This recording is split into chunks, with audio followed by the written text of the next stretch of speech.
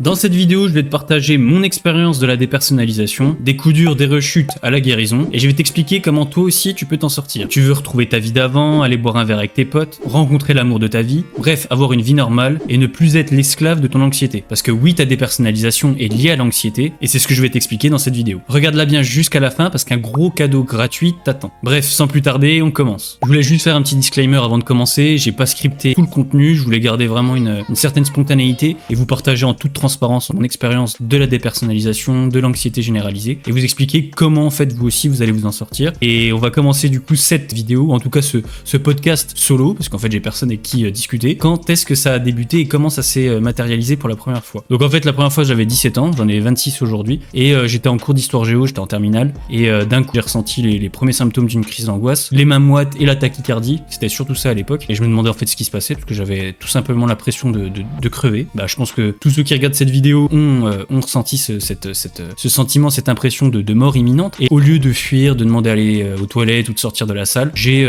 entre guillemets subi la crise et je me suis juste mis la tête entre les bras et j'ai attendu qu'elle passe. Et en fait là ça a été vraiment le déclencheur de plusieurs crises d'angoisse, d'années d'anxiété généralisée jusqu'à mes on va dire 24-25 ans. C'est là où ça a commencé à aller beaucoup mieux, je me suis repris en main et c'est ce que je vais vous expliquer dans cette vidéo. Mais voilà, le gros déclencheur c'était une crise d'angoisse qui a provoqué d'autres crises d'angoisse par la suite. Au départ moi c'était vraiment focalisé comme je l'ai dit sur le cœur, j'avais pas trop de dépersonnalisation, déréalisation et ça arrivait en fait au fur et à mesure des années. Mon niveau d'anxiété était tellement élevé que d'autres symptômes physiques sont apparus, donc c'est ce que je vais vous expliquer par la suite. Mais c'est vrai que les symptômes sont tellement divers et variés quand on a de l'anxiété généralisée qu'on se demande parfois du coup si c'est pas vraiment une maladie grave. Là où ça a pris de l'ampleur, c'est après le bac. J'étais dans une prépa. C'est là aussi que la dépersonnalisation est arrivée. Donc là je commence à avoir flou, donc c'est pour expliquer un petit peu aussi ce que vous pouvez ressentir. En fait pour vous décrire un peu la situation dans laquelle j'étais à ce moment-là, j'étais tellement anxieux que j'avais arrêté de manger le midi. Pourquoi? Parce qu'à chaque fois que je mangeais, il y avait une légère accélération du rythme cardiaque, parce que si je dis pas de bêtises, le sang se dirige vers les fonctions digestives,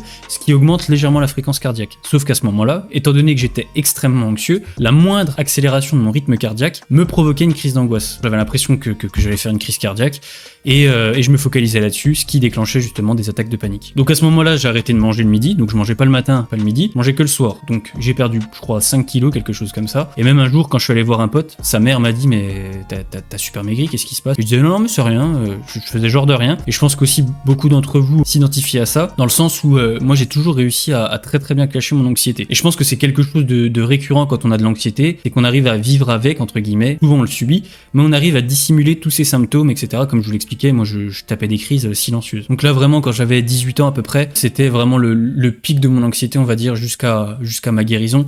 C'était vraiment là le plus hardcore parce que là c'était vraiment des symptômes assez prononcés, assez violents, des crises, plusieurs crises par jour en cours. Comme je l'ai dit, j'ai arrêté de manger, enfin voilà, c'était vraiment pas une période très très joyeuse, mais malgré tout ça, les gens pensaient qu'en fait j'allais très très bien, j'arrivais très bien à le cacher et je pense que beaucoup d'entre vous sont dans cette situation. Pour me réaligner donc sur le sujet de cette vidéo, la DPDR, la dépersonnalisation, déréalisation, elle s'est instaurée petit à petit avec justement l'augmentation de mon anxiété et justement j'étais encore dans cette prépa et à un moment je me suis dit putain mais j'ai l'impression de voir tout flou, que tout est bizarre et à partir de ce moment-là en fait je me suis beaucoup plus focalisé là-dessus et en fait ça devient une sorte de TOC en fait, de trouble obsessionnel compulsif, c'est-à-dire qu'on est tellement focalisé sur cette vision trouble, floue, bizarre, comme si on était dans un rêve, comme si c'était pas réel, comme si on devenait fou aussi, parce que ça c'est un des symptômes clés de l'anxiété généralisée et de la dépersonnalisation, c'est cette impression qu'on devient taré. Moi je me suis dit soit j'ai une tumeur au cerveau, soit je deviens schizophrène. Et donc à ce moment-là j'ai commencé vraiment à me focaliser sur tous ces symptômes visuels, sur le fait de voir bizarre, et forcément l'anxiété prend encore plus de place parce que on se focalise sur les symptômes, que ce soit les symptômes visuels ou la tachycardie, etc.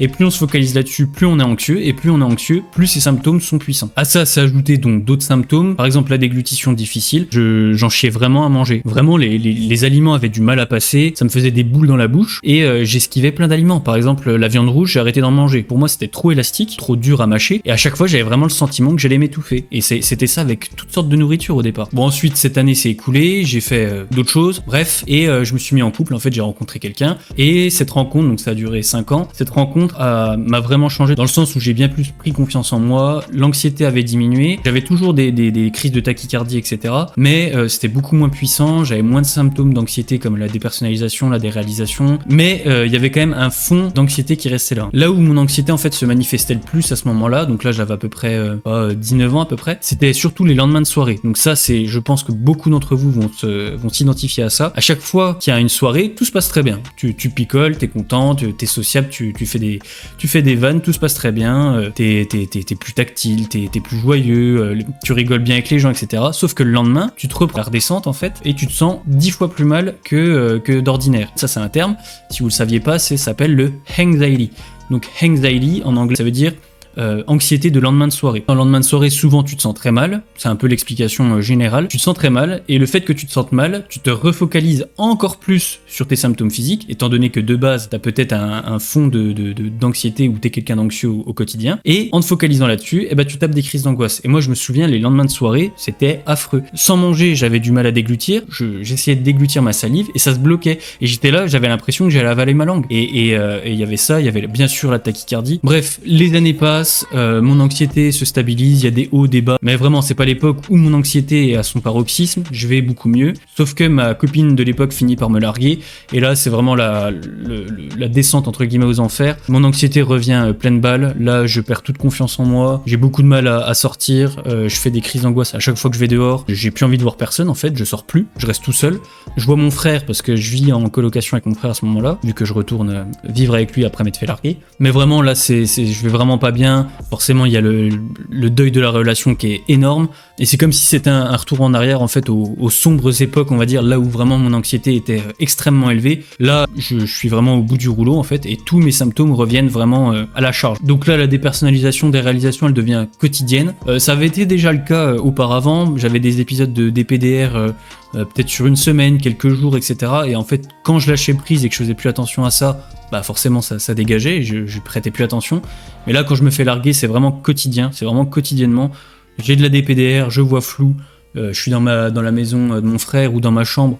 Je sais que je suis à cet endroit-là, je reconnais, je sais que c'est un endroit familier, mais il y a ce sentiment de détachement, d'irréel, de flou, de rêve, comme si j'étais pas là, comme si je devenais fou. Et là, ça devient vraiment présent, et je m'empêche en fait tout simplement de vivre, parce que je fais plus rien, je sors plus, j'ai plus envie de voir de gens, les peu de fois où je sors, je tape des crises d'angoisse, ou je vois flou. Donc quand je discute avec une personne, j'ai ce sentiment d'être bizarre, je me dis mais tiens, la personne va me regarder de l'extérieur, et là elle va me trouver vraiment taré, bizarre, ou ça se trouve j'ai un truc bizarre dans mon regard, puisque moi je vois bizarrement, ça se trouve ça se voit physiquement sur moi, qu'effectivement il y a quelque chose qui est étrange dans mon regard. Je pense que vous aussi vous avez regardé des documentaires par exemple sur la psychiatrie, et on voit que les personnes souvent atteintes de schizophrénie ou de troubles psychologiques ont quand même quelque chose de spécifique avec leur regard en fait, dans leur regard. Et je me disais ça en fait, je me disais mais c'est sûr, j'ai ce regard là, et les gens me trouvent bizarre, c'est sûr et certain. Donc forcément mes conversations étaient plutôt écourtées, parce que j'avais vraiment du mal à regarder les gens dans les yeux, et en plus de ça j'avais vraiment cette vision floue constante, et ce sentiment de malaise qui me prenait aux tripes, vraiment ça me bouffait au quotidien. Donc là en fait j'ai enchaîné les rendez-vous médicaux, donc ça vous intéresse, j'ai fait plein d'analyses sanguines, j'ai fait une IRM cérébrale, j'ai fait une endoscopie aussi des voies digestives hautes. Donc pour ceux qui savent pas en fait, vous êtes allongé sur le côté, on vous fiste la bouche avec un énorme tube qui part de votre bouche jusqu'à votre estomac, et moi en fait il y avait 5 personnes dans la pièce, donc la dame rentre son l'endoscope dans ma gorge. Il y a un infirmier qui est derrière moi qui me caresse le dos et qui me dit « C'est super ce que vous faites, c'est super », pendant que je suis en train de dégueuler mes tripes.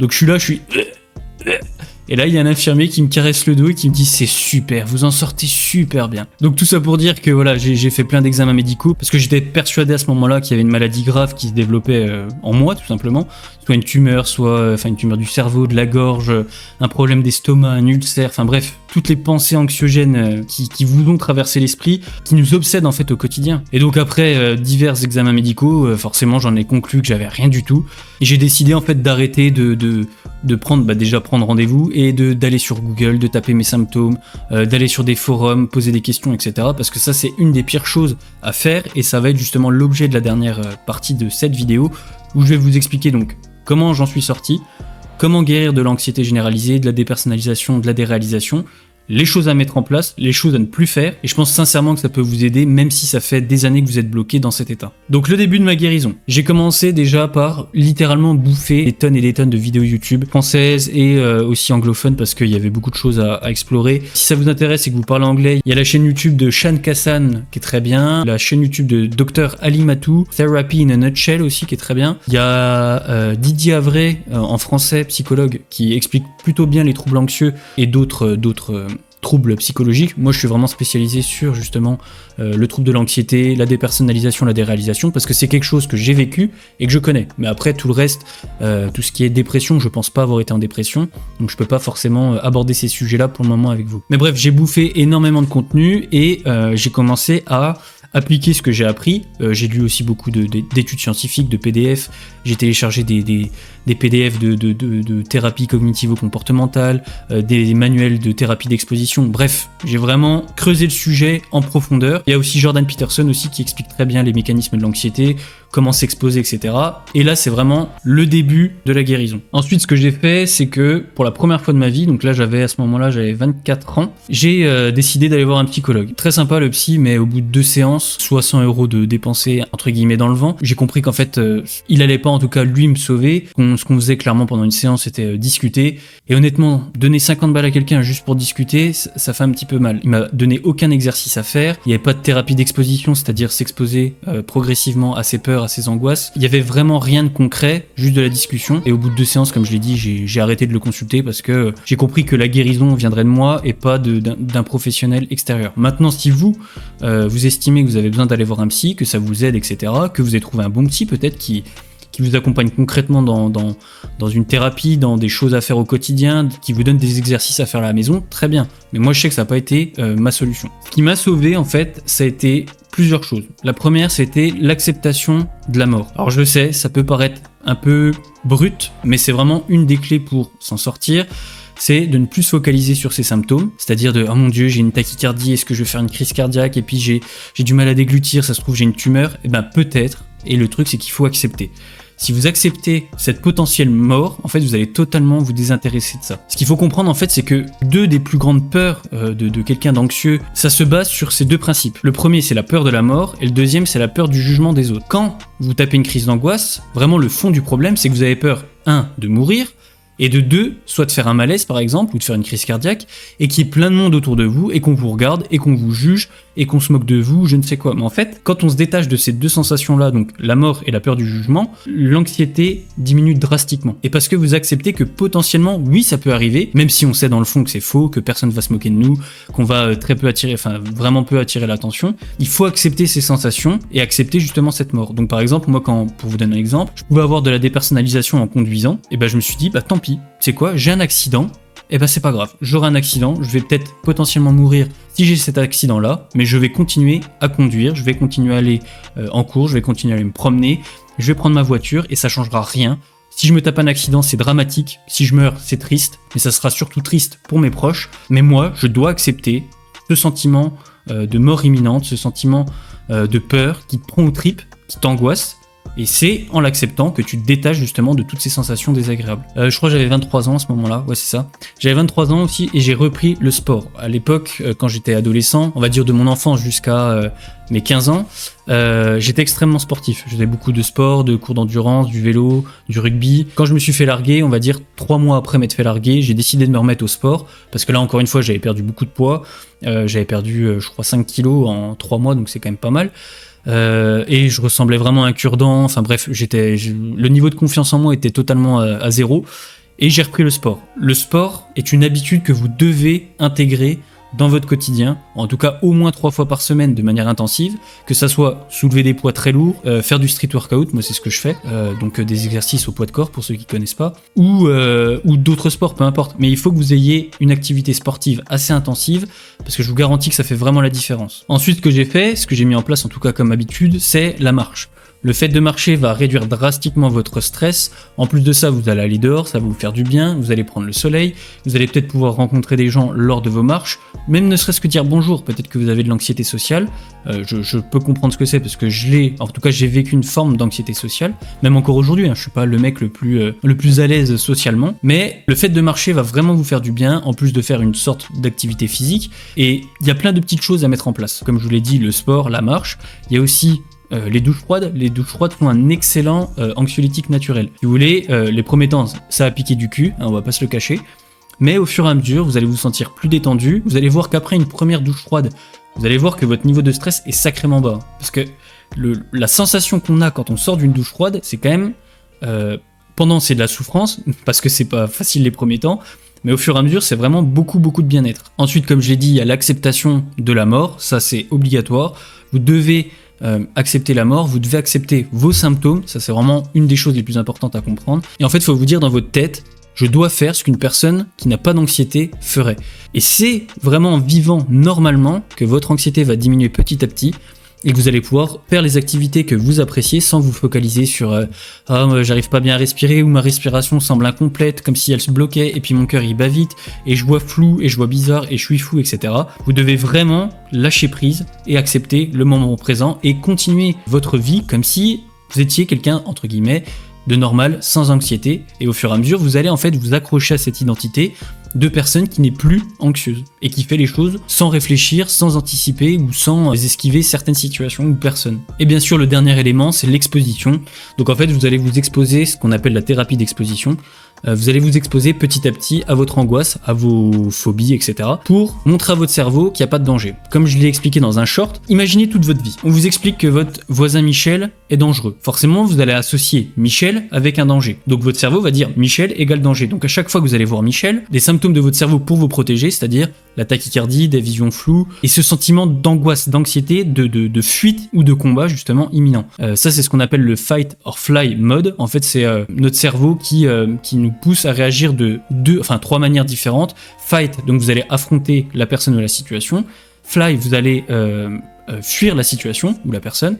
Et freeze, en fait, vous allez être pétrifié et vous allez rester sur place et, entre guillemets, subir la situation. Donc votre cerveau, en fait, associe ce fameux Michel avec un danger. Et c'est exactement pareil avec l'anxiété.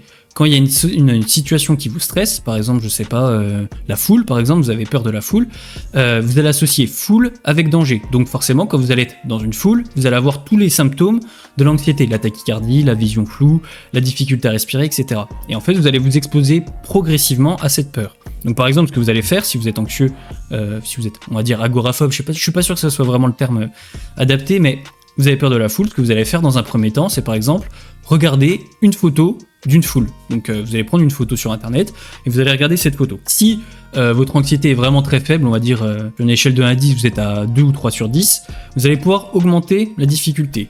Donc au lieu de regarder une photo, vous allez regarder une vidéo d'une foule.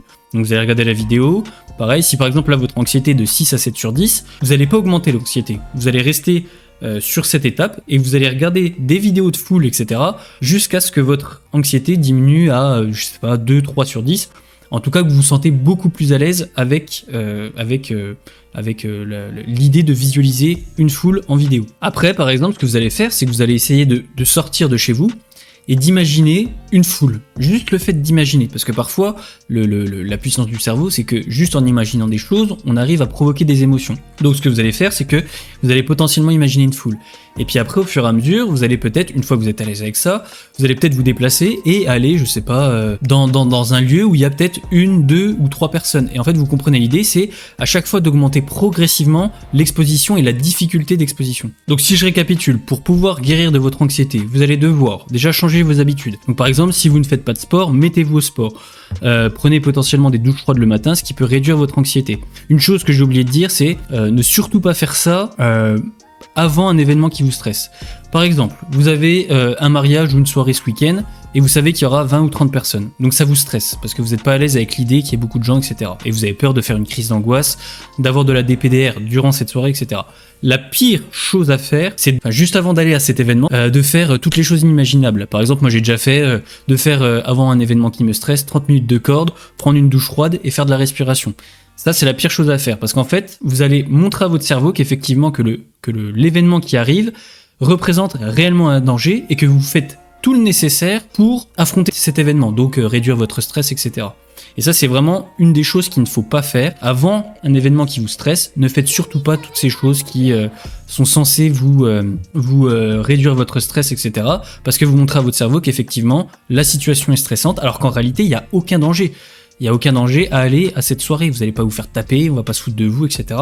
Mais c'est difficile à comprendre, mais vous devez donc ne pas faire tout ce que je viens de vous dire avant un événement et surtout accepter les sensations lors de cet événement.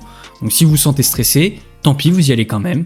Si vous sentez votre cœur battre, eh ben vous restez sur place ou vous écartez légèrement de la soirée pendant quelques instants pour respirer, reprendre votre esprit, etc. Mais vous devez vous exposer à ça et accepter la mort, accepter vos symptômes et totalement lâcher prise. Donc changer vos habitudes de vie, ça va passer par, comme je l'ai dit, faire du sport, manger sainement, éviter la malbouffe, potentiellement prendre des douches froides, c'est très bien, c'est très bon pour calmer votre anxiété. Vous pouvez faire de la respiration, de la méditation, écouter de l'hypnose, il y a plein de manières de réduire votre anxiété, d'avoir un stress quotidien beaucoup plus faible, mais encore une fois, j'insiste, ne le faites pas avant un événement stressant, dans le but de vous détendre, etc. Ça, c'est une des pires choses à faire. Enfin, comme je vous l'ai expliqué, il faut accepter donc la mort et vous exposer progressivement, graduellement, à vos peurs, à vos phobies.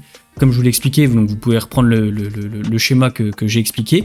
Mais voilà, c'est vraiment très important d'y aller progressivement et de montrer à votre cerveau en fait que le danger qu'il anticipe en fait est faux. Il n'y a aucun danger et c'est en multipliant les expériences et en multipliant les expositions que vous allez désensibiliser votre système nerveux et que vous allez montrer à votre cerveau qu'effectivement il n'y a aucun danger et que petit à petit vous allez retrouver votre vie d'avant. Donc si vous voulez guérir de votre anxiété, n'hésitez pas à réserver gratuitement un appel visio avec moi. Vous pouvez aussi vous abonner à ma newsletter gratuite en cliquant aussi sur le lien dans la description. Je vous partage chaque dimanche matin un mail rempli d'astuces, des anecdotes de vie, des techniques de relaxation, des méthodes personnalisées d'exposition. Bref, avec ces 2 cadeaux gratuits, vous aurez vraiment un package pour vous aider à guérir de l'anxiété. Donc j'espère que cette vidéo vous a plu. N'hésitez pas à partager votre expérience dans les commentaires et je vous dis à une prochaine vidéo.